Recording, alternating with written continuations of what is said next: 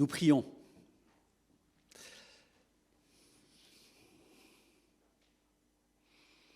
Père, c'est ta parole qui nous dirige, c'est ta parole qui nous fonde, c'est ta parole qui nous a créés, c'est ta parole qui nous a réconciliés et nous a porté la paix en Jésus-Christ.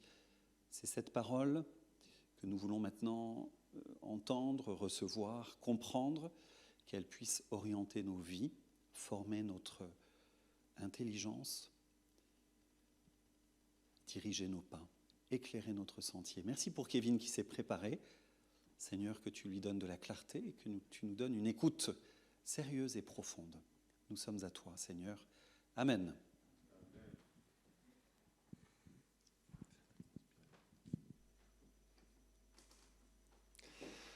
Bonjour à chacun et chacune. En ce dimanche du deuxième dimanche de l'Avent, et ça a été beaucoup annoncé dans le cadre de la présidence, on va parler de la paix.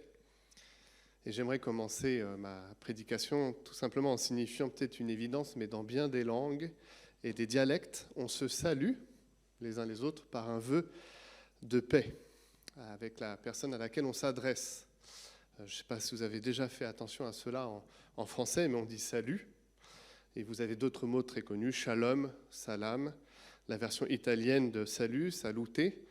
Et en fait, j'ai vérifié aussi sur Internet, en mandarin, en coréen, en tout cas dans beaucoup de langues, on se souhaite la paix. Ce mot qu'on utilise pose le préalable d'un dialogue ou d'une discussion que l'on souhaite constructive, apaisée et enrichissante. Si vous arriviez auprès de quelqu'un en lui disant « malheur à toi », ça ne va pas le mettre dans de bonnes conditions pour engager la conversation. Ce mot de paix, c'est à l'intention de l'interlocuteur qu'il puisse recevoir ce désir de celui qui prononce ce mot d'un dialogue constructif, d'un échange entre l'un et l'autre. Il va de soi que dans un esprit saint, notre désir de vivre en paix les uns avec les autres est bien présent. Mais je ne vous apprends rien en signifiant que la réalité que nous vivons nous rattrape bien vite. Les interactions que nous pouvons entretenir peuvent susciter l'incompréhension, la colère, la dispute, le conflit. Et cela à un niveau personnel, entre deux personnes, ou de manière élargie, dans une famille ou dans une société. Et ça peut mener à des atrocités telles que les guerres, des massacres, voire même, summum de tout cela, des génocides. On n'arrive jamais à de tels drames d'un coup. Et on pourrait se poser la question de pourquoi on recommence toujours les mêmes erreurs alors qu'on les a analysées, disséquées, qu'on en a fait l'exégèse et qu'on s'est parfois fait le serment, plus jamais ça. Et pourtant, ça continue. Nous faisons chacun l'expérience de conflits. Et l'actualité est un triste témoin que ce mal touche l'humanité entière à divers degrés. Alors, en tant que chrétien, une réponse est apportée par la parole de Dieu. L'homme créé à l'origine en image de Dieu s'est séparé de lui. La nature humaine a été défigurée par le mal qui s'est emparé d'elle et a brisé la relation d'abord du Créateur avec la créature, ensuite les relations entre les personnes. Sans paix avec Dieu, pourrions-nous dire, pas de paix entre les hommes. Luc porte un intérêt tout particulier à ce thème de la paix, qui parsème son évangile, et il associe souvent paix au salut messianique. La naissance de Jésus incarne en effet la venue de la paix. Et nous allons lire deux textes qui en parlent dans l'évangile de Luc. Le premier se trouve dans la prophétie de Zacharie, c'est le futur papa de Jean-Baptiste, et c'est un écho au cantique de Marie qui précède un peu notre passage, Luc chapitre 1, versets 76 à 79. Alors, je crois que ça va être affiché. « Et toi, petit enfant, tu seras appelé prophète du Très-Haut, car devant le Seigneur, tu marcheras en précurseur pour préparer sa route, en faisant savoir à son peuple que Dieu lui donne le salut et qu'il pardonne ses péchés. Car notre Dieu est plein de compassion et de bonté, et c'est pourquoi l'astre levant viendra pour nous d'en haut, pour éclairer tous ceux qui habitent dans les ténèbres et l'ombre de la mort, et pour guider nos pas sur la voie de la paix. Jean-Baptiste, celui qui annoncera Jésus qui nous mènera sur la voie de la paix. Deuxième texte, un tout petit peu plus loin, Luc chapitre 2, des versets 8 à 14. Dans les champs environnants, des bergers passaient la nuit pour garder leurs troupeaux. Un ange du Seigneur leur apparut et la gloire du Seigneur resplendit autour d'eux. Une grande frayeur les saisit. Mais l'ange leur dit « N'ayez pas peur, je vous annonce une nouvelle qui sera pour tout le peuple le sujet d'une très grande joie. Un sauveur vous est né aujourd'hui dans la ville de David, c'est lui le Messie, le Seigneur. Et voici à quoi vous le reconnaîtrez, vous trouverez un nouveau-né dans ses langes et couché dans une mangeoire. » Tout d'un coup, aux côtés de l'ange, une multitude d'anges de l'armée céleste qui chantaient les louanges de Dieu apparurent. Gloire à Dieu au plus haut des cieux et paix sur la terre aux hommes qu'il aime. Vous l'aurez compris, dans ces deux textes, il est question de la paix que vient porter Jésus-Christ. À partir de ces deux passages, je vous propose de réfléchir ensemble à la signification de la paix dont il est question dans cette venue. En deux points très simples. D'abord, une paix entre Dieu et les hommes qui appelle à une paix entre les hommes. Une paix entre Dieu et les hommes. Dans ces deux textes de Luc, la paix est d'abord à l'initiative de Dieu envers nous. Vous le savez, pour régler un conflit, il faut que l'une des deux parties fasse un premier pas. Tant que ce n'est pas le cas, le conflit demeure et on n'arrive pas à avancer. Ce premier pas, Dieu l'a fait. Alors qu'il n'était pas l'instigateur de la relation conflictuelle, il vient à la rencontre de l'humanité.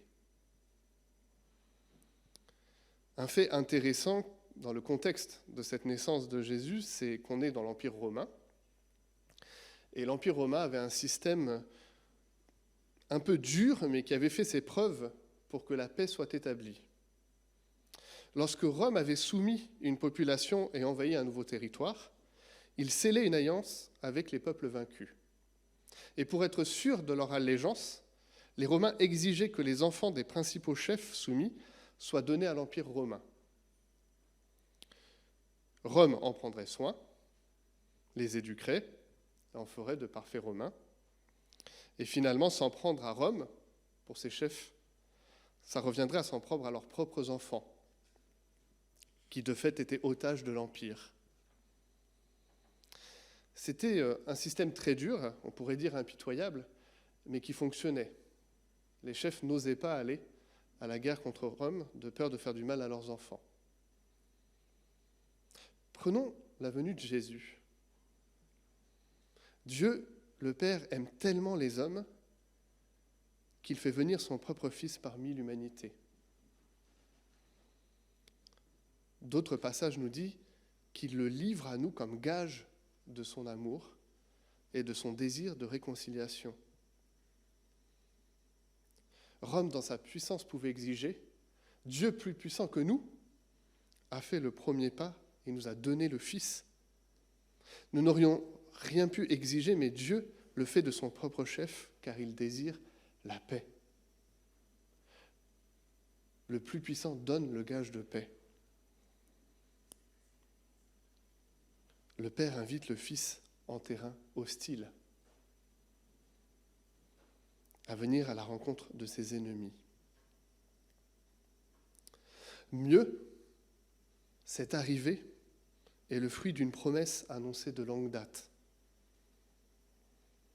Dans le livre de la Genèse, tout d'abord, dans la descendance d'Adam et Ève, un des fils de l'homme viendra résoudre la question du mal, mais aussi par les prophètes. On a actuellement beaucoup cité Ésaïe, je me permets de le refaire. On a chanté le prince de paix, Ésaïe 9, versets 5 et 6, « Car un enfant nous est né, un fils nous est donné, il exercera l'autorité royale, il sera appelé merveilleux conseiller, Dieu fort, Père à jamais, prince de la paix. Il étendra sa souveraineté, il instaurera la paix qui dure toujours au trône de David et à tout son royaume. Sa royauté sera solidement fondée sur le droit et la justice dès à présent et pour l'éternité. Voilà ce que fera le Seigneur des armées célestes dans son ardent amour. » Ou Michée, chapitre 5, verset 4, « À lui, à ce Messie, nous devrons notre paix. » La paix proposée par le Seigneur n'est pas une paix où chacun reste imperméable à l'autre, paix qui serait fragile et ne résoudrait pas le problème de fond de cette relation brisée. Jésus vient apporter une paix où Dieu s'engage. Il est partie prenante. Il la souhaite ardemment et n'hésite pas à venir, comme je l'ai dit, en terrain hostile pour la sceller. Non dans la violence, mais avec humilité et bienveillance, alors qu'il est souverain sur toute chose, sur la terre comme dans le ciel. Jésus ne vient pas seulement normaliser les relations, mais offrir l'opportunité à chaque être humain de s'épanouir auprès de lui. Autrement dit, Jésus est la clé de la relation restaurée entre Dieu et les hommes. C'est lui qui nous éclaire et nous fera sortir, je reprends le texte de Luc, des ténèbres et de l'ombre de la mort. C'est adressé à tout homme, quelle que soit sa condition, et le chapitre 2 de l'évangile de Luc le signifie, lorsque ces anges s'adressent aux bergers, population sociale précaire.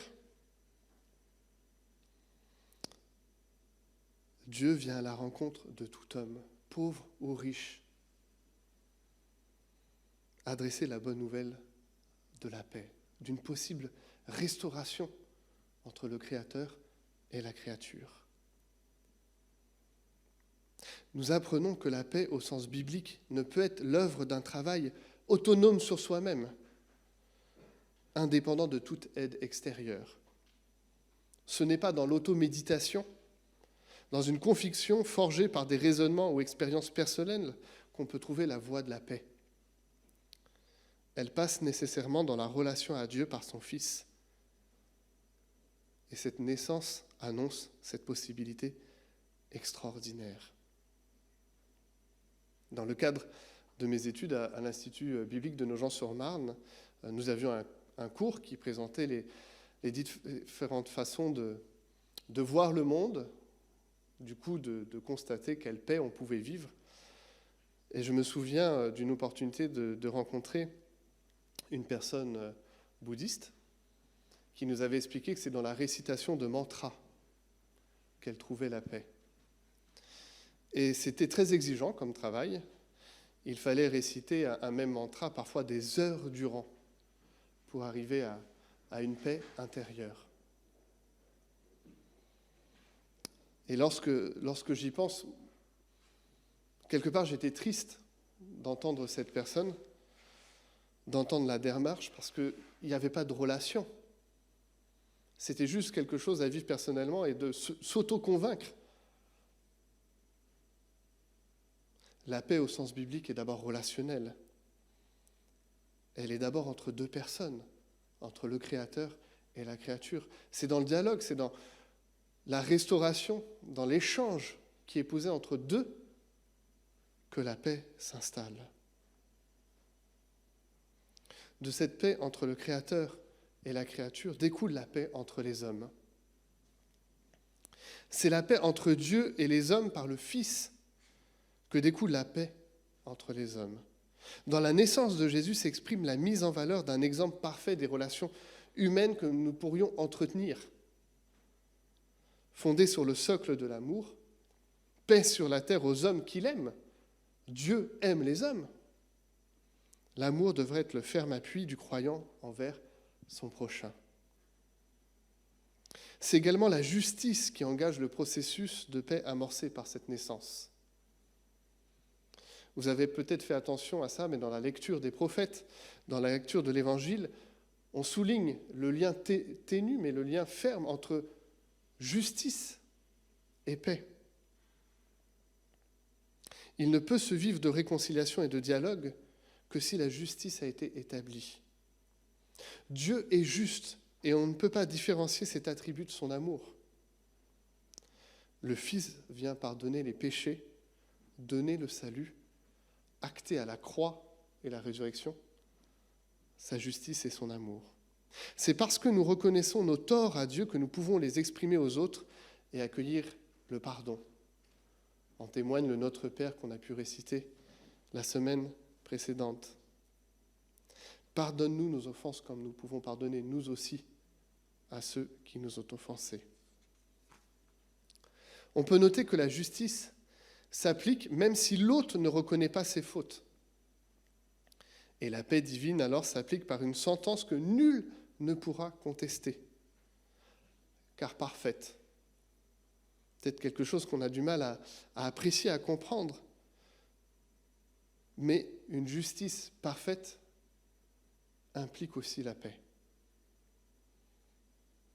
La paix sera alors l'absence de conflit, la fin de la rébellion des hommes face à Dieu et l'acceptation de qui il est. C'est là, pour reprendre quelque part un témoignage commun, l'exercice délicat de la justice humaine en attendant celle de Dieu. Trouver dans la justice humaine un équilibre pour ne sombrer ni dans l'indulgence d'un côté, ni dans la vengeance haineuse de l'autre,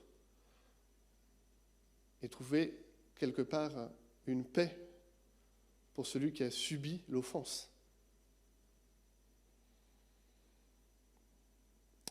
Jésus nous demande d'être des artisans de paix dans les béatitudes. L'apôtre Paul nous demande d'être, autant que faire se peut, en paix avec tous les hommes, dans son épître aux Romains. De l'artisan au souhait exprimé par Paul, nous comprenons que la paix sur terre n'est pas encore complète et que cette œuvre ne s'achèvera qu'à son retour. C'est là la différence entre les deux points que nous avons relevés. La paix déjà disponible pour le croyant auprès de Dieu et la paix entre les hommes qui appellent le retour du Christ. Vous le savez, j'en ai déjà fait mention plusieurs fois. Nous formons avec Stéphanie un couple biculturel. Elle est allemande et je suis français. Et l'histoire de l'Allemagne et de la France est une histoire très compliquée. Une histoire marquée par des rancœurs, des conflits qui se sont soldés par deux guerres terribles qui ont embrasé l'Europe. Et il y a une histoire qui m'a vraiment touché lorsque j'ai pris le temps d'étudier celle de la Première Guerre mondiale. C'est une histoire assez connue, l'histoire de la trêve de Noël. Je ne sais pas si vous avez déjà entendu cette histoire. Le 24 décembre et le 25, on a plusieurs témoignages dans les tranchées d'Allemands et d'Alliés qui se sont retrouvés au milieu du No Man's Land pour chanter des chants de Noël, pour s'échanger des cadeaux. J'aimerais vous lire simplement un témoignage de l'un de ces soldats qui a vécu cette expérience.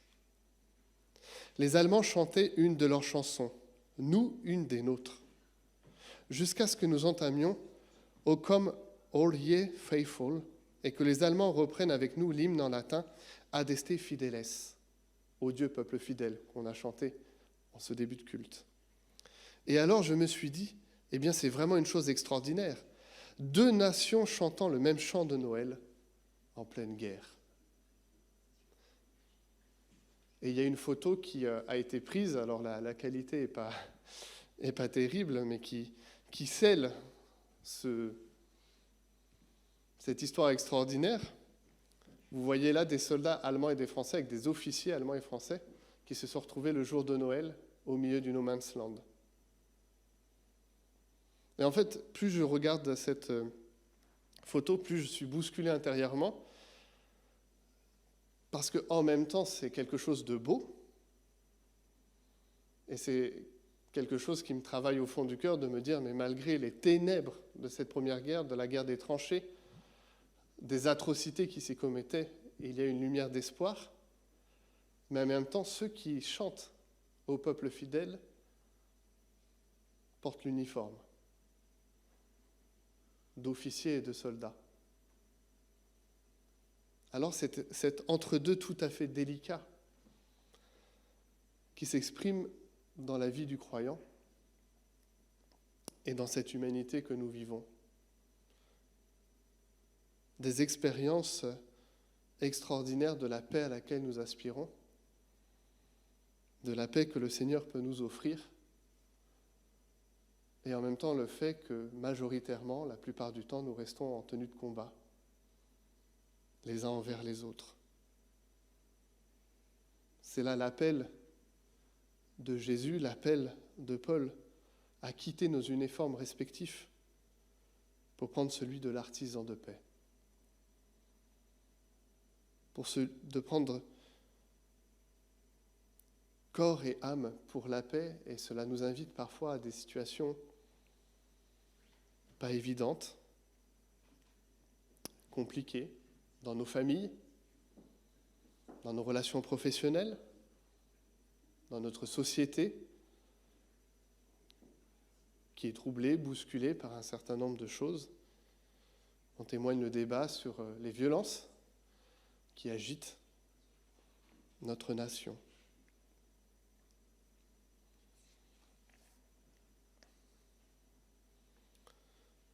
Je vous le disais, une différence fondamentale, c'est que pour le croyant, la paix est déjà disponible. Philippiens 4, verset 7. La paix de Dieu qui surpasse toute intelligence gardera vos cœurs et vos pensées en Jésus-Christ. Voici la paix qui est déjà la nôtre ce matin.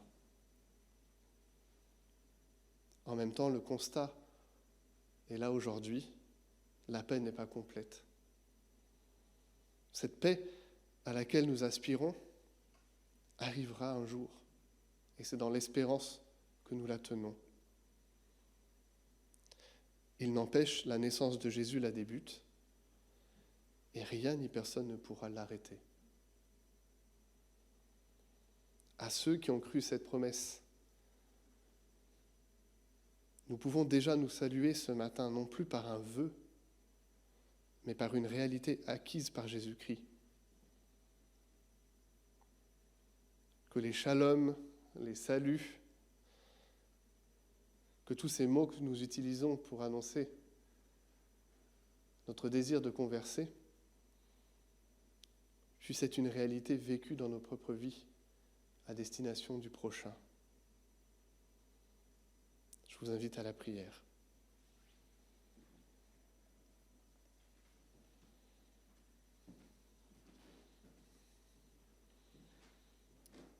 Et Seigneur, tu nous invites ce matin à considérer ta paix,